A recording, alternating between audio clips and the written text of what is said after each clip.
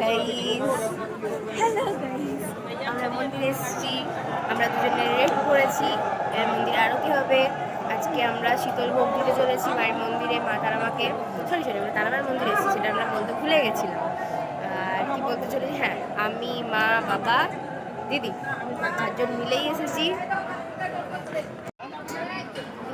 মন্দিরের ভিউটা আপনারা বাইরে থেকে দেখে নিন। আমরা মা তারাকে প্রণাম করে নিয়েছি। অবশ্যই এবার আরতি হতে চলেছে। এখন আরতি দেখবো আমরা।